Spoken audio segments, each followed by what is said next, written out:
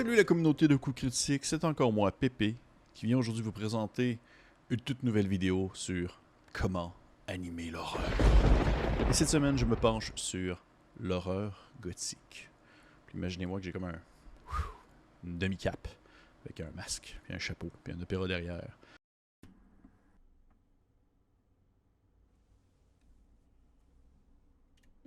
Bref, quelque chose de super gothique. Qu'est-ce que l'horreur gothique? Eh bien, c'est une horreur qui est plus audacieux, plus émotionnelle, plus romantique. C'est une horreur qui a tendance à jouer sur le frisson, la peur de l'inconnu. C'est une horreur qui va accorder une grande importance, une très très grande importance à l'atmosphère et qui va généralement être symbolique et même souvent onirique. Qui va aller jouer dans le surréalisme, dans l'incroyable et le grand. Plusieurs histoires gothiques vont avoir une approche très épistolaire, c'est-à-dire qui va être racontée du point de vue de personnages qui vont soit s'écrire des lettres, qui vont trouver des correspondances, qui vont trouver un vieux bouquin qui fait mention de l'histoire en soi, bref, qui apporte un certain point de vue. Souvent, les personnages vont être sympathiques, agréables, avant de finalement être corrompus par une force extérieure. Ils vont souvent mourir. S'ils ne sont pas corrompus, ils vont souvent mourir. Le vilain n'est généralement pas complètement vaincu à la fin, ou s'il est vaincu, c'est une fin douce et amère qui a coûté très cher. Et souvent même, on peut avoir une fin très ouverte, où on ne sait pas trop si le bien ou le mal a remporté la partie. Il n'y a pas nécessairement d'épiphanie, il n'y a pas de rédemption ou de catharsis. C'est pas on s'éloigne vraiment du modèle classique du bien et du mal, malgré que le bien et le mal est très présent, est très dans des extrêmes et très émotionnellement fort. On vient jouer beaucoup entre les deux. On va avoir un certain regard vers la religion et l'athéisme. Et également, c'est un type d'horreur qui va aussi mettre un emphase sur les normes sociales, la relation avec l'autorité et l'étranger et l'excentrique. Rendu là, on peut se demander comment incorporer tout ça, ce gros blob-là, dans une partie de jeu de rôle pour faire une aventure purement gothique. Eh bien, il y a plusieurs manières de faire. Je trouve que le premier élément qui est selon moi le plus difficile, c'est d'incorporer l'aspect épistolaire. Un roman épistolaire ou une histoire épistolaire va justement être raconté d'un point de vue via, comme je mentionnais, des lettres ou un livre.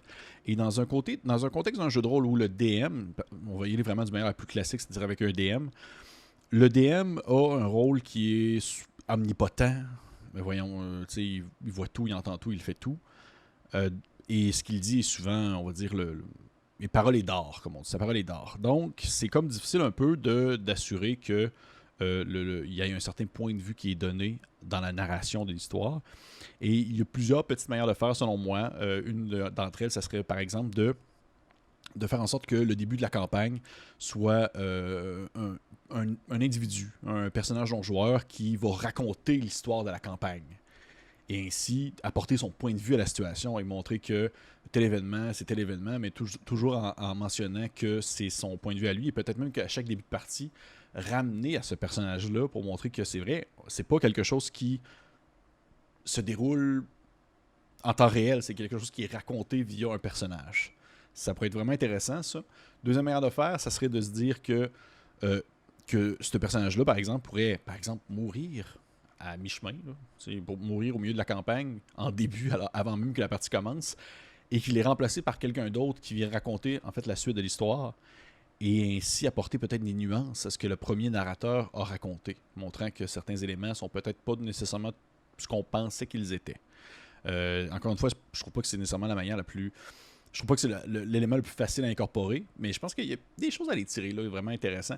Sinon, tout simplement, de mettre dans la campagne en soi, pas en tant que narrateur, mais vraiment d'incorporer dans la campagne un personnage non-joueur qui pourrait avoir été, si on veut, le sponsor ou peut-être même le directeur ou le chef des NPC, des personnages joueurs plutôt, et qui les a engagés pour pouvoir accomplir telle action et apporter justement, si on veut, son point de vue à la question et montrer à mesure que l'histoire avance que son point de vue n'est pas nécessairement exempt de tout défaut et que peut-être que d'autres personnages non-joueurs vont apporter des nuances à celui-ci. Donc, c'est pas directement un effet épistolaire, mais je pense qu'il y aurait manière de faire avec ça aussi.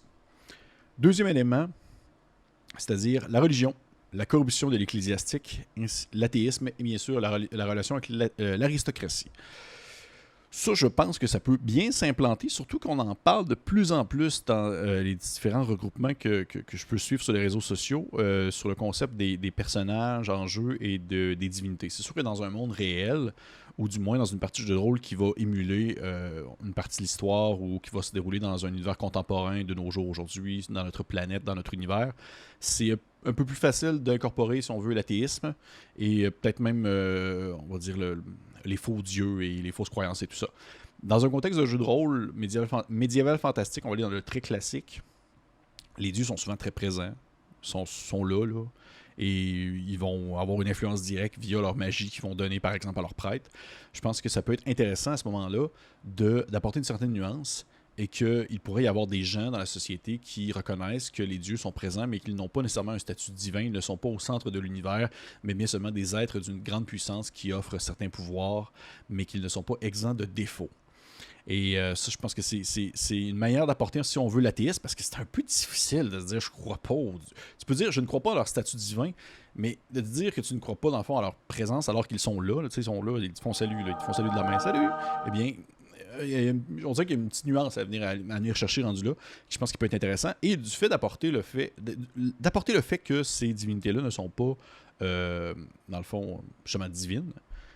Ça permet aussi d'apporter le fait que la corruption devient plus facile, parce que ne pas être divin, c'est ne pas être, si on veut, ne pas être divin, ça apporte une certaine humanité, ainsi une certaine faiblesse, et ainsi une certaine possibilité de corruption. Donc, je pense que ça peut vraiment être intéressant. Puis je pense que c'est des thématiques qui sont mises de l'avant dans beaucoup d'ouvrages ces temps-ci, d'apporter le point de vue de l'ecclésiastique qui pense faire le bien, mais que finalement, il fait le mal et l'horrible et l'affreux. Alors que vraiment, lui, il a l'impression que ce qu'il fait, c'est une mission divine, mais que ses actes qu'il pose sont tout simplement dégueulasses, et que ça apporte une certaine corruption, qu'il le sache ou non. Je pense que ça peut vraiment être intéressant. Puis c'est un thème qui est très fort dans les romans gothiques, parce que souvent, dans les romans gothiques, il va y avoir le vilain, que je vais revenir plus tard, qui est d'une très grande puissance, à un point qu'il va, des fois, être trop puissant face à la croyance et, on va dire, à la protection divine que l'individu pense avoir. Et ça aussi, c'est quelque chose de vraiment très important, de venir débalancer un peu les croyances divines des joueurs, des personnages, pour montrer qu'ils ne peuvent pas se cacher uniquement derrière leur dieu. Et bien sûr, la relation avec l'aristocratie. Le pouvoir des classes est plus grand que le pouvoir divin, souvent, dans certains contextes, où le fait d'avoir de l'argent, d'avoir du pouvoir, d'avoir les capacités, ça nous permet d'accomplir des choses que le commun des mortels ne peuvent pas faire. Et ça vient encore une fois un peu débalancer, si on veut, la stabilité que peut nous apporter le réconfort des religions dans un contexte de jeu de rôle médiéval fantastique, par exemple. Je pense que le fait de mettre de l'avant, on va dire, le mercantilisme humain, ainsi que la noblesse et la richesse, ça permet d'apporter cette nuance-là pour montrer que l'homme demeure homme malgré son bien fondé, sa bonne volonté de vouloir accomplir des choses pour le bien.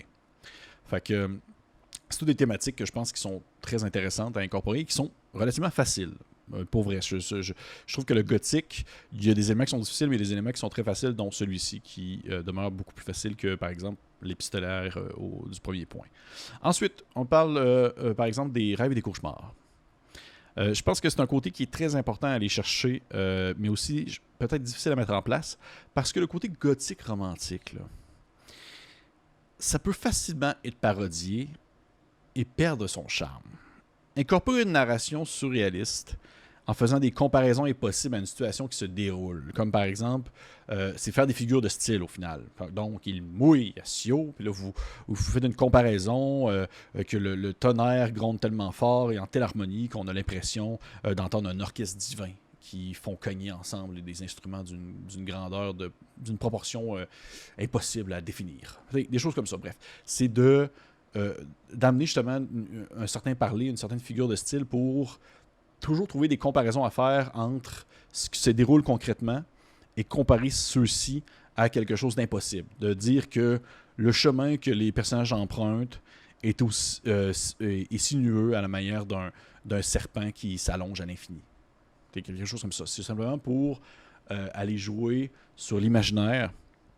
Et c'est la même chose aussi pour, on va dire, l'environnement général qui est un point qui est très important.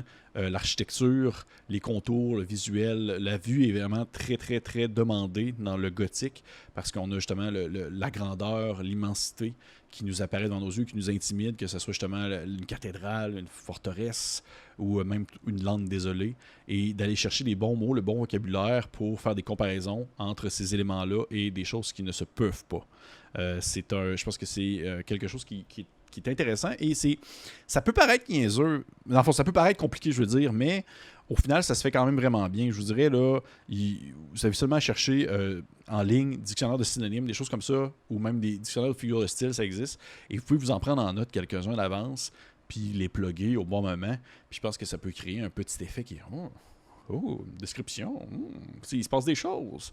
Et c'est là que je trouve que bien fait, c'est le fun, mais encore une fois, comme la majorité ou même l'ensemble des genres horrifiques, faut que la table soit consciente de ce qui se passe et du mood qui est donné à la partie parce que, comme je mentionne, ça peut rapidement être tourné au ridicule et bien qu'on est très habitué dans une partie de jeu de rôle à se tourner vers la violence, à se tourner vers les combats, les challenges, la menace ou même le mensonge, eh bien, aller jouer dans le romantique ainsi que la douceur, c'est quelque chose qu'on fait moins souvent un peu.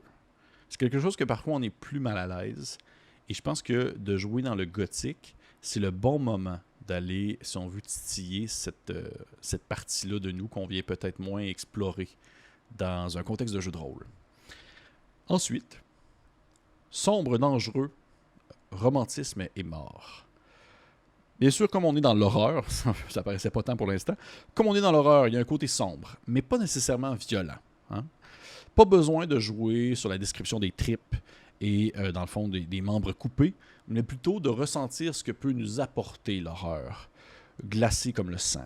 Le sang qui nous glace, le poil qui nous irrisse sur l'épaule, l'impression d'un souffle dans le cou, alors qu'on se sent soulevé par les bras comme si des mains translucides nous déplaçaient du haut du sol. C'est d'aller jouer vraiment sur les sens, mais pas nécessairement sur le graphique.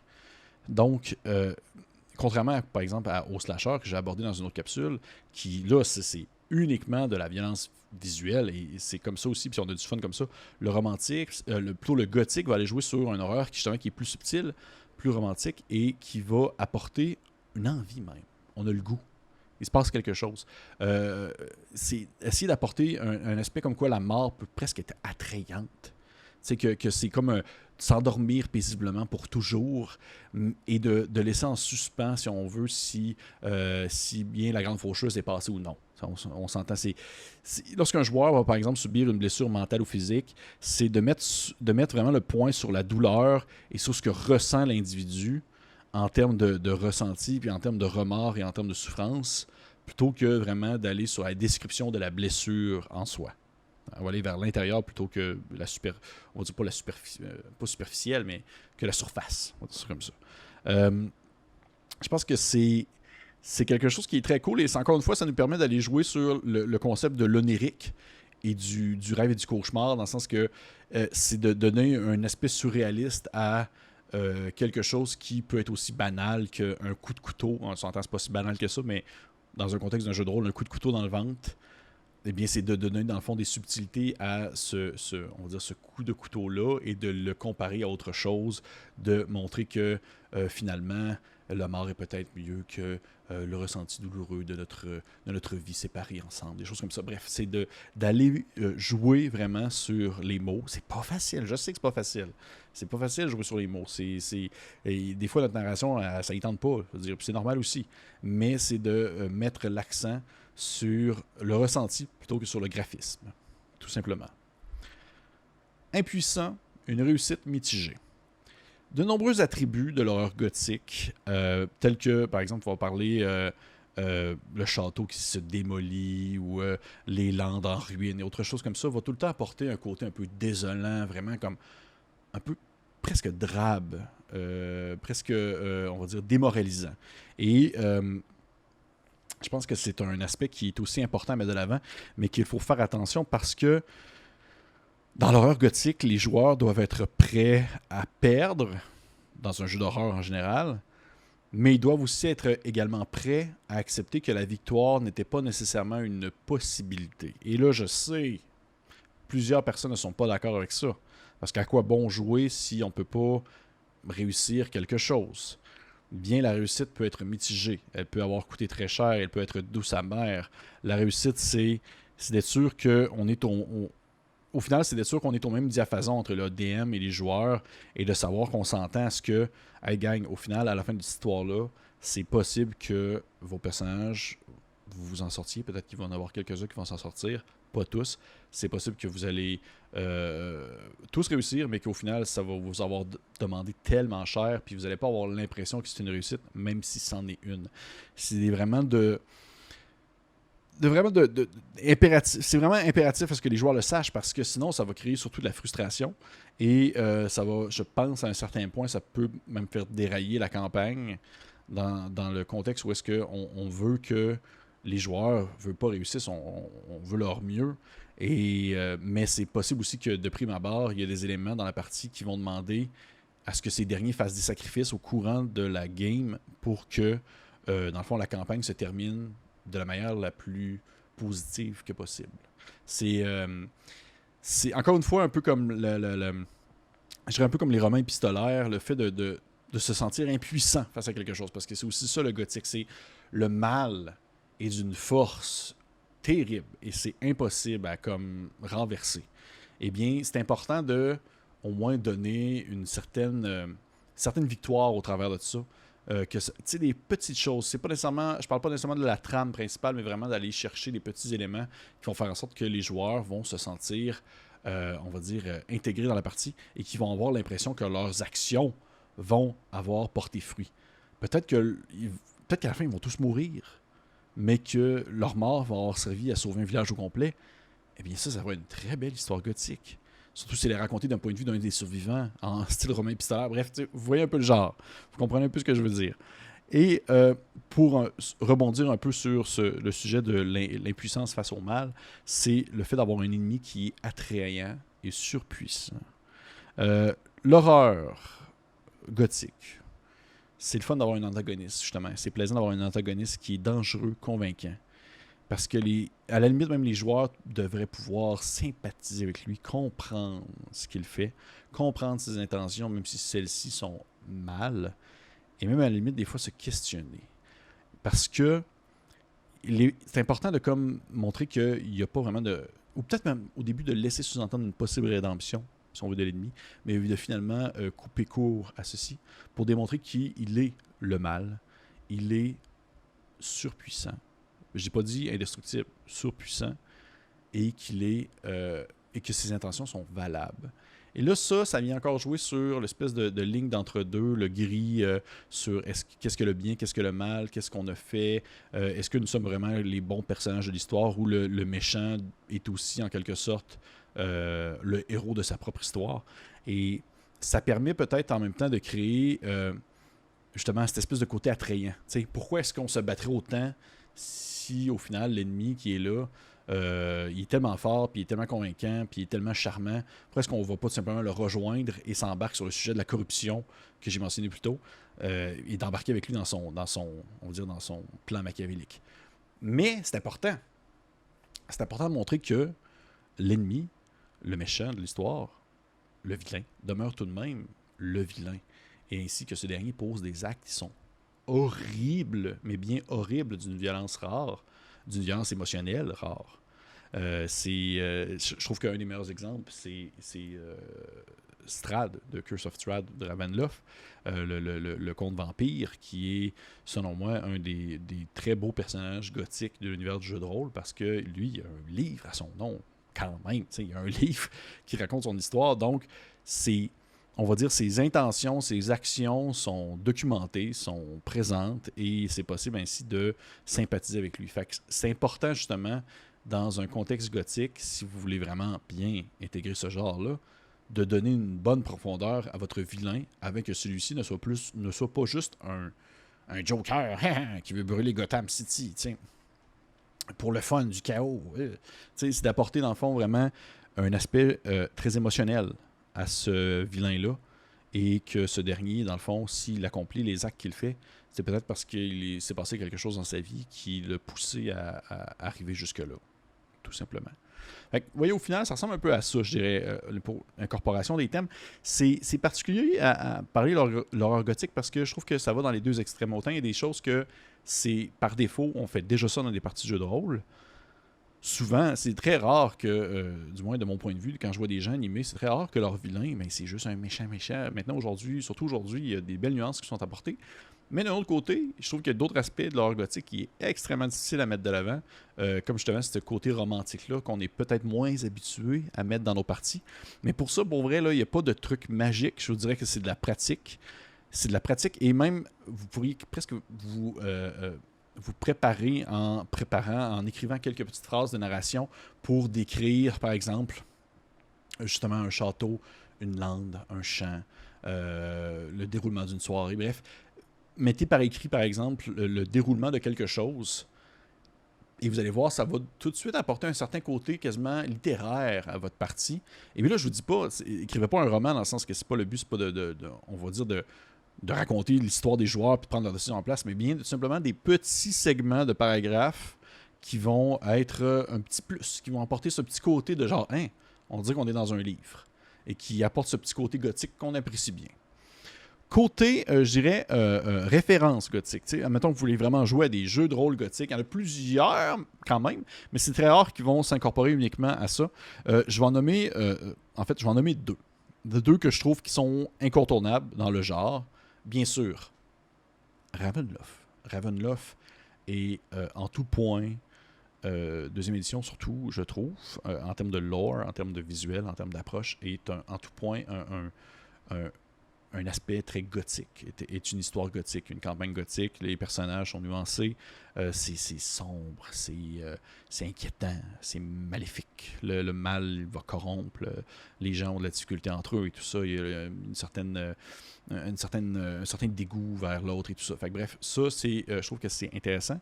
Et deuxième chose, et cinquième édition aussi, hein, Curse of Strahd, cinquième édition, c'est très bon aussi, pour de vrai. Il n'y a pas de stress avec ça. Moi, j'ai beaucoup aimé la cinquième, mais je trouve que la deuxième a un petit plus que la cinquième n'a pas, surtout côté romantique. Et deuxième jeu que je trouve qui est le pinacle du gothique en jeu de rôle, et je parle de Bluebird's Bride, qui est un jeu de rôle qui est du PBTA, Powered by the Apocalypse.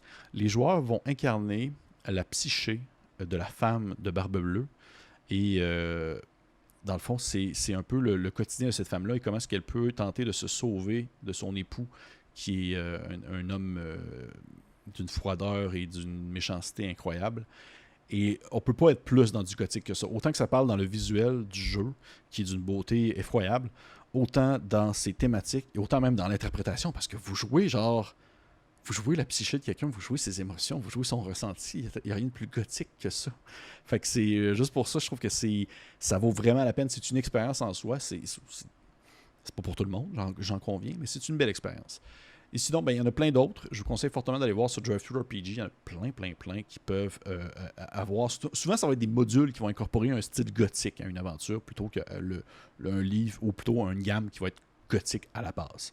Je pense par exemple à un autre League of Gothic of Horror qui est comme une expansion de League of Adventure, qui est un jeu de rôle un peu plus pulp. Fait que ça ressemble pas mal à ça concernant l'horreur gothique. J'espère que vous avez apprécié ça. Vous pouvez me laisser en commentaire ce que vous en avez pensé. Est-ce que c'est un genre qui vous plaît? Est-ce qu'il y a un autre genre que vous préférez? Je vous conseille fortement d'aller voir notre page Facebook, notre page YouTube, de vous abonner. Et si jamais vous voulez échanger ou parler, marquez un commentaire, posez des questions, puis ça va me faire plaisir de répondre aux besoins. Sur ce, je vous souhaite à la prochaine.